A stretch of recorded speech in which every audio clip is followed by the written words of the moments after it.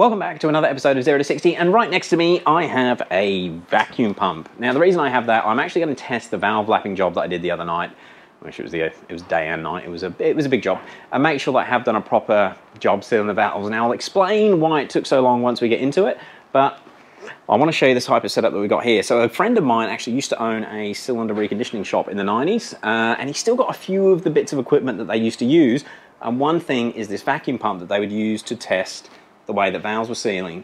Unfortunately, it hasn't got all the attachments, and hopefully you can see in the light there, the attachment that he's given me is well used, and that is actually a rubbery foam type material. But the idea is you put this on, I'm going to have to use that little gasket, you put that on there, that'll seal on the intake port, and then we can create a vacuum in the port and see if anything sucks through the valve. Now the way that this system is set up, the way I've been told is any valve that's got a problem, it will only get between 20 and 40% vacuum. I think that's the right way to word it. He's told me that what I want to be looking for is anything over 90% is normally safe. He did say that when this piece is brand new, you will get a slightly higher reading, but anything over 90 normally means that the valves are fine for use in an engine. Now, you might be wondering, why didn't I just test it with liquid? The reason for that was, well, I did test it for liquid and it was fine, but it's not the proper way to do it. Obviously, the liquid just sits there at atmospheric pressure. It's literally just gravity pushing the liquid on the valve. So the valves, it's not under a lot of stress. And the issue with this engine, when I was doing the leak down test, we wouldn't actually get that exhaust valve to leak, or you couldn't hear it leaking until you got about 30 psi into the combustion chamber. So I wanted to try and test it in a little bit more of a thorough way before just bolting the head on, because obviously if I've cocked up this lapping process, it would be really annoying to bolt the engine back together, use all the gaskets and everything, and then realise I've got to take it apart again.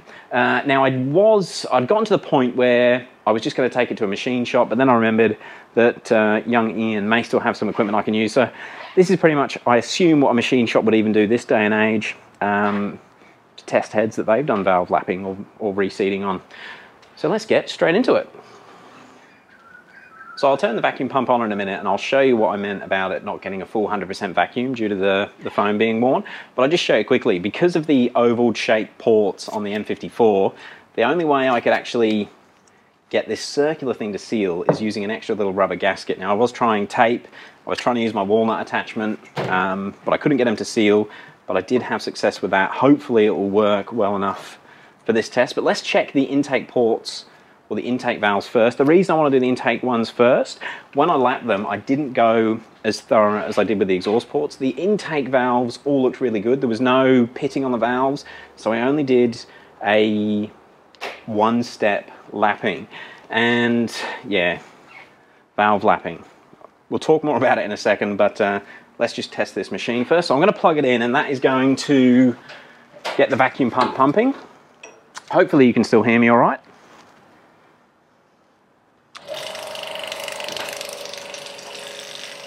So you can see there it's come down to 20% vacuum, and it's basically just sucking through this hole.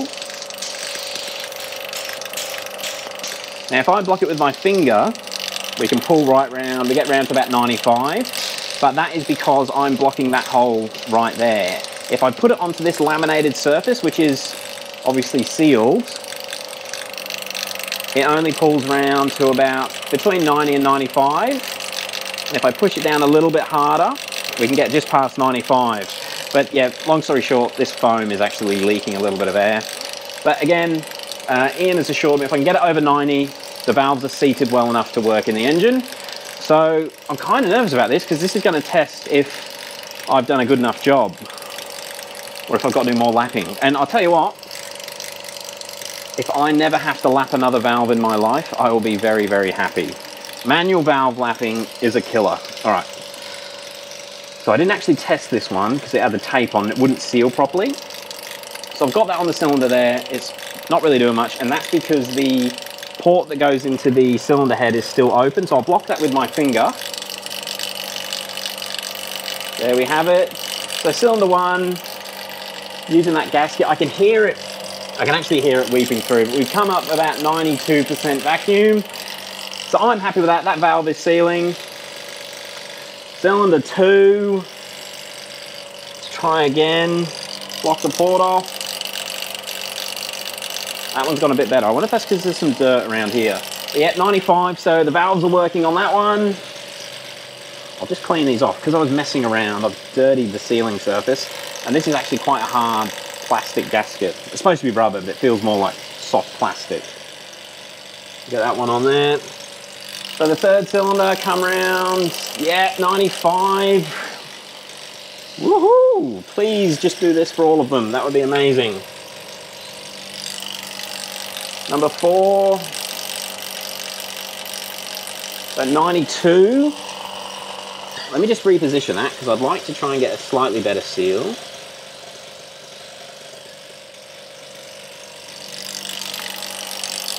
Number 4, she's coming around. 95. Yep, we are good. Oh, cylinder 5. This is actually cylinder 2. I'm doing it backwards because I'm a bit like that. Oh, here's a little bit more hose. Okay. Cylinder number 2. Ooh. Okay, that didn't... Hang on, what have I done? The pump seems to have broken.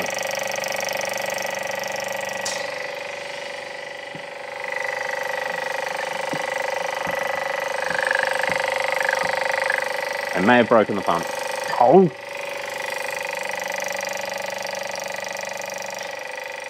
I'm just going to turn it off. Well guys, I've been messing around with this for about 20 minutes now, and I actually called the guy I borrowed it off, and he did buy it in the late 80s, and by the sounds of things, it's just broken. The joys of making videos. Everything takes longer than it should. What he said is, the way I've described it, at the moment it's only getting between 70 and 80% max vacuum, so there's a good chance that one of the vanes inside the pump has just died. So instead of having 2 suction chambers, it's only got 1, or instead of 4, it's got 3. I'm going to keep going, but I just can't get the level of test that I would have liked. But we can still go around and make sure we get that 70 or 80. I'll show you how it's working at the moment.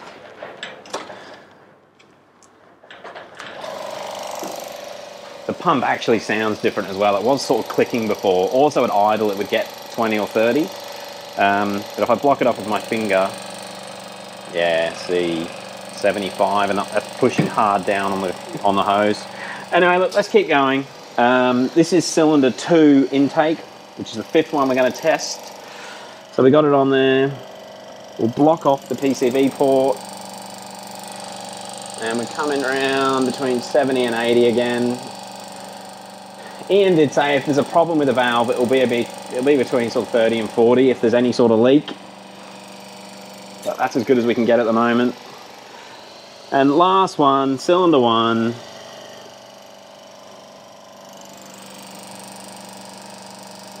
You can get it to around 70, 75. Oh, it's a bit nerve-wracking. I'm just going to put it on the table again. Again, this is a clean laminated surface.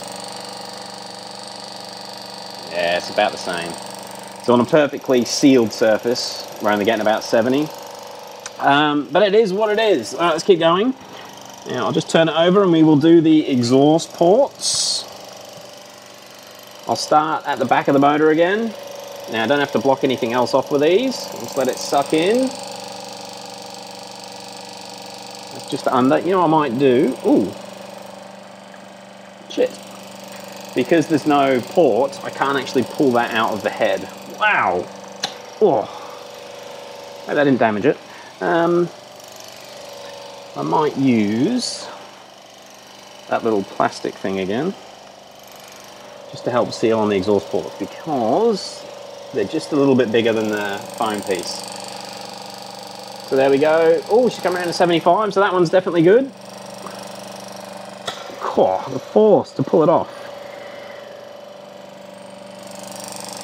Next cylinder, she's gone good again.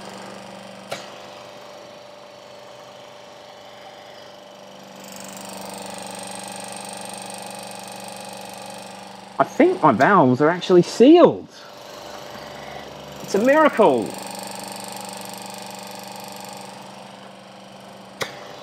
Ladies and gentlemen, we have 2 to go. Yep. Oh. And the last one. coming around. Come on, seal. It's 70. I reckon we're good. Turn the damaged pump off. Can't believe I broke his pump. It's literally as old as I am, and I broke it. Well, that's good. I think my valve lapping has worked, and even though we're not getting full vacuum, I'm more confident in that testing than just filling up with water. And I did liquid test everything with brake clean. So yeah, we have a head that's ready to go back on, which is good.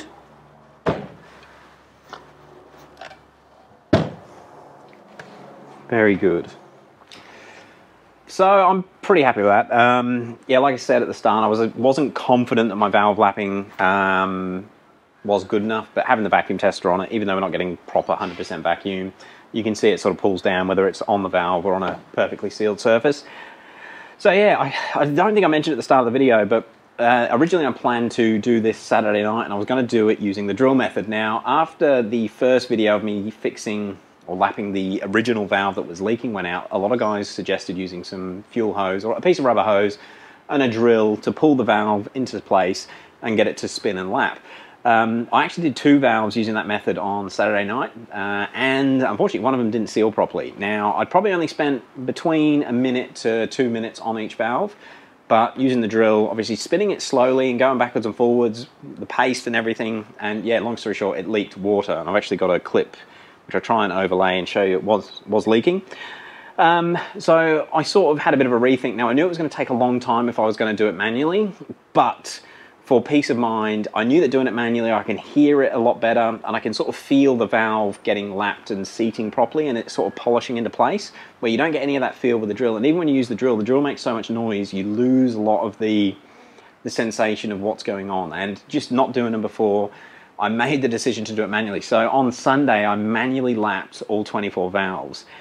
Unfortunately, the amount of cleaning that was involved, and I still had to clean the very edge of the ports, and I wanted to show you as well, again, I'll try and flash this up, but even though I'd done the walnut blasting and the chemical clean, I hadn't done either of them properly. It was just sort of for the purpose of that comparison video, but there was still so much more carbon inside and on each valve. The big surprise with the valves that I did actually walnut blast properly, I'm just going to make sure I got a picture of it. Looks like I got a video. Yeah, the back of the valve, you can see it on this video. Even though the valve looks clean when you look through the intake port, there was still a lot of carbon on the back of the valve that obviously wasn't getting directly hit with the walnut, as well as a nice rim around the bottom. And again, you look in through the intake port, it looks clean, but there's still a hell of a lot going on. So something to keep in mind when you do have your car walnut blasted, if it's a particularly clogged up engine, even though it looks clean when you look in, there's still going to be some carbon left on the valve. So that was a bit of an eye-opener for me. The other interesting thing about doing it manually, my Apple Watch thought I did a 16-hour elliptical workout, so that was kind of funny. But aside from that, the last thing, this is all gone skew, I can't believe I broke the pump. All of the exhaust valves actually had pitting on them. When I had that leaky exhaust valve, when I first pulled it off, I assumed that it was carbon buildup that's caused the problem. But when I actually cleaned all of the valves in this little brass wheel there, and I did both the intake and the exhaust with that brass wheel, you could see that the metal was not perfectly flush or smooth on the exhaust valves. So they did actually need all of them to be lapped, and that might be why it took a little bit longer. But yeah, it was a killer of a job. But I'm glad I got it done. I'm glad I vacuum tested it. The head's definitely refreshed. I have also changed all of the valve stem seals, both on the exhaust and the intake valves. Clean the gasket off as good as I can. Getting it, actually I'll try and show you. Getting it perfectly clean is a bit of a task. Now I say it's a bit of a task because this is perfectly smooth. You get this on the right angle, this looks like a mirror, but obviously you can see discoloration. It feels perfectly smooth to the touch, but it doesn't look it. So I might get Jake, the BMW dude, just to get his professional opinion on what's going on. He said he's actually done a lot of N55s. The N54s, so he's only worked, I think, for 6 or 7 years. So the N54s weren't coming through the dealership as often as the N55 has whilst he's been there. But he's done quite a few head gaskets on N55s, and he said, assuming that it's if the head's coming off and like not a head-related issue, they will just clean them up with a razor blade, which is what I've done there. So I'll just get his okay that that is all fine, and hopefully she's ready to go back on. As an update from FCP Euro, we've now had 6 emails about the number of holes on the thickness of that gasket, and unfortunately the dude that I'm speaking to in customer service, very, very quick responses, but he does not understand what I'm saying about the holes or the locks relating to a thickness of the gasket, which is a bit frustrating. But again, they can't afford to put super knowledgeable people in customer service. It would be too expensive, so I get it. But hopefully they'll come to a solution. He's saying as long as it says N54 on the gasket, it will be the right one for my vehicle. I'm just trying to say that I'm concerned that the one hole might be too thin, and I need the 2-lock version. Why is the Erling gasket only got 1 lock when it should have 2?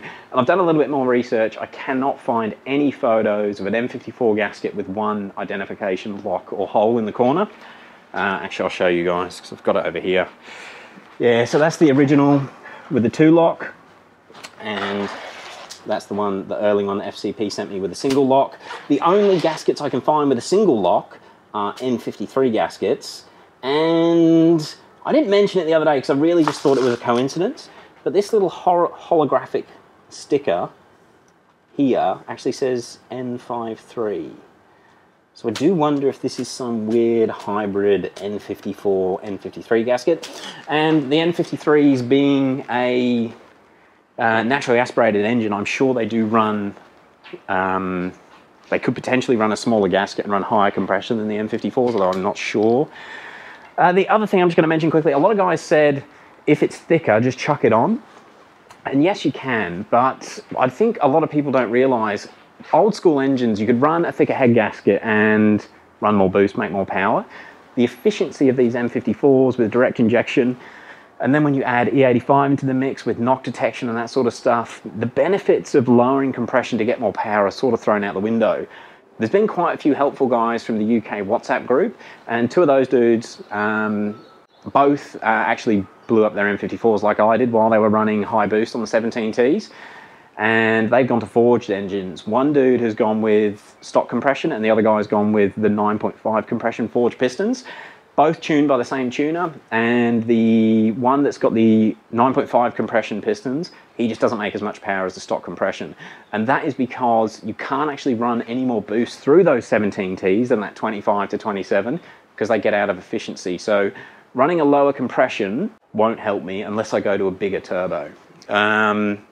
So yeah, I really want to try and keep the engine at stock compression, because I need to, well, I really want to keep benchmarking those 17Ts on a stock engine. So I really want to make sure this gasket is right before we put it together. Anyway, bit of a long video, but I've lapped valves. Hopefully I've got some footage that I caught on Sunday when I was doing it to overlay over all this, but man, it was an absolute killer.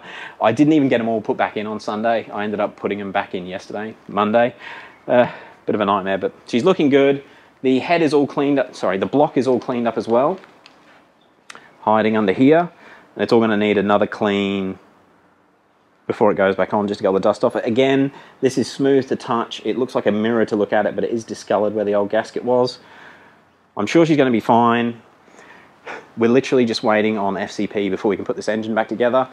As soon as this engine's back together, we'll get this on the hoist and start pulling that one out. But yeah, in case some people are wondering, we are a bit short of space here, so I don't want to start pulling the car apart until this engine's back together, because I've got, you can't tell, but I've got parts of this engine sort of scattered everywhere, so I want to get it reassembled before we start making more mess. I hope you can understand. Anyway, damn, this has been a long video. Thank you very much for watching. If anybody needs any tips on how to lap valves, I am fully qualified after my 16-hour course. And yeah, I'm starting to think it's not as bad as I think it is. Every valve has a nice seal on it, sounds right, everything's good. But then again, just get a machine shop to do it. Don't do it yourself. It takes too long. All right, guys, thank you very much for watching. We'll catch you on the next one. Peace.